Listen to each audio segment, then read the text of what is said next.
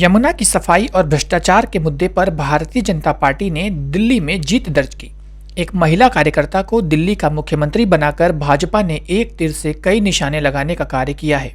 रेखा गुप्ता भी सीएम पद पर बैठने के बाद लगातार कई फैसले ले रही हैं। अब दिल्ली की मुख्यमंत्री रेखा गुप्ता का एक बयान सोशल मीडिया पर वायरल हो रहा है, जिसमें रेखा गुप्ता ये कहती हुई दिख रही हैं कि 2014 के बाद एक ऐसा सूर्य उदय हुआ कि सनातन में आस्था रखने वाले लोगों के मन में एक आशा जागृत हुई कि सनातन आगे बढ़ेगा। आगे बोलते हुए रेखा गुप्ता ने चर्चा की कि किस तरह से पहले की सरकारों के दौरान गौमाता को परेशान किया गया और केजरीवाल सरकार ने भी गौमाता को परेशान करने का पाप किया है। दिल्ली चुनाव में केजरीवाल की हार भी इसी पाप का पश्चाताप है। हम भारत में कई वर्षों से लंबित थे। 70 साल की आजादी के बाद भी हमारा देश गड्ढों में था। जो हमारे सनातन धर्म में मान्यताएं थी वो भी छूटी हुई थी। सारे तीर्थ स्थल, सारी गौशालाएं, सारे जो भाव हम अपने प्रभु के प्रति रखते थे, कहीं ना कहीं सब जगह दिक्कतें थी।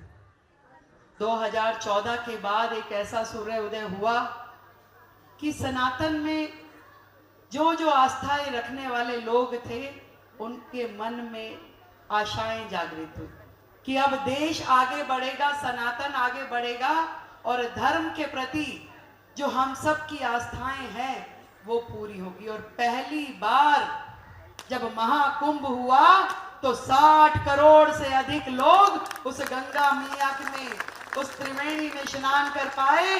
और वो गंगा जो कि इतनी स्वच्छ थी, जहां इतने करोड़ों लोग स्नान करने के बावजूद भी लोगों को तकलीफ नहीं हुई। ये गंगा का जो मिशन है, उसकी सफाई का मिशन जिसने पूरा किया वो माननीय हमारे देश के प्रधानमंत्री नरेंद्र मोदी जी, जिनके माध्यम से आज करोड़ों सनातन धर्मियों ने कुंभ में स्नान किया। जब से अपना कार्यभार संभाला, सदैव हम सब के लिए, पूरे देश के लिए, हमारे तीर्थों के लिए, हमारे सनातन धर्म के लिए और प्रभु राम को वापस घर लाने के लिए जो काम किए, हम सब उनके सामने नतमस्तक हैं। देवेंद्र जी बता रहे थे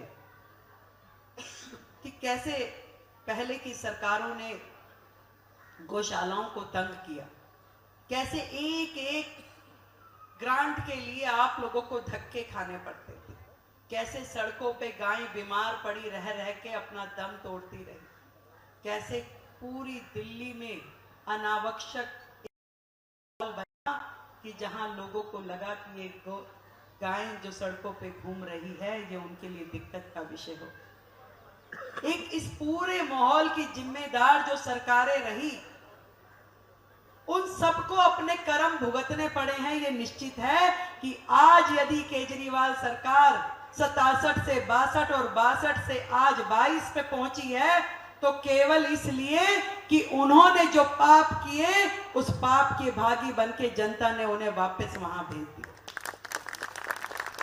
और ये बताना चाहती हूं कि यदि इसी श्रृंखला पे वो लोग चलते रहे, नगर निगम भी इस प्रकार के काम करती रही, तो नगर निगम को भी वापस जाने में समय नहीं लगने वाला।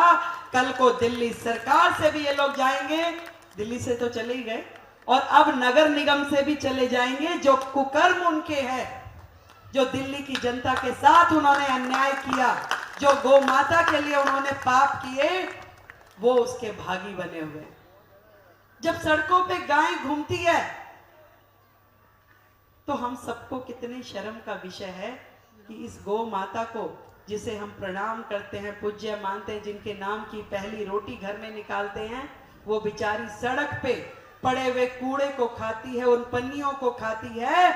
और हम सारे घर के छिलके, घर के जो भी सामान होता है ले जाके सड़क के बीचों बीच डाल के कहते हैं भी गौ माता खा लीजिए। हम सबको लगता है कि हमने पता नहीं कितना बड़ा पुण्य कर लिया। घरों में थैली बना बना के रख देते हैं, जा भाई बेटा डाला सड़क पे। कहीं ना कहीं इस चीजों को खत्म करना पड़ेगा। गाय हमारी पूज्य है, गोवंश हमारा माता के रूप में पूजा जाता है। हम सबको एक मिशन लेना पड़ेगा कि दिल्ली की सड़कों पे हमारी गौ माता बेबस बेसहारा होके घूमे नहीं, उनको उनके सम्मान का स्थान मिले और प्रत्येक गौशाला में मिले। मुझे तो ये लगता है कि मुझे भी ये जिम्मेवारी जो मिली है दिल्ली के मुख्यमंत्री के नाते, मैं सच बताऊं मैंने कभी नहीं सोचा था। मेरे तो बहुत सारे गार्जियन इस मंच पे हैं, आदरणीय वेद जी भी यहाँ हैं, आदरणीय सतीश जी यहाँ हैं, सब लोग जानते हैं कि हमने कभी नहीं सोचा था कि मैं दिल्ली की मुख्यमंत्री के नाते मोदी जी मुझे जिम्मेदारी देंगे। हम तो विधायक में बड़े खुश थे कि भी विधायक बन के अपना काम करें, परंतु ये शायद गौ माता ने अपनी सेवा के लिए ही मुझे जिम्मेदारी दी है कि रेखा ये काम तेरे जिम्मे है, ये काम तुझे करना है, कर पाएगी तो यहाँ आजा, बस तुझे ये ध्यान रखना है कि कल को सड़कों पे जो भी गाय घूम रही है वो यथास्थान गौशालाओं में पहुंच जाए। और मैं अभी अपने ऑफिसर्स के साथ में वो सारे कागज देख रही थी कि पीछे का क्या इतिहास रहा है, सरकारों ने क्या क्या किया।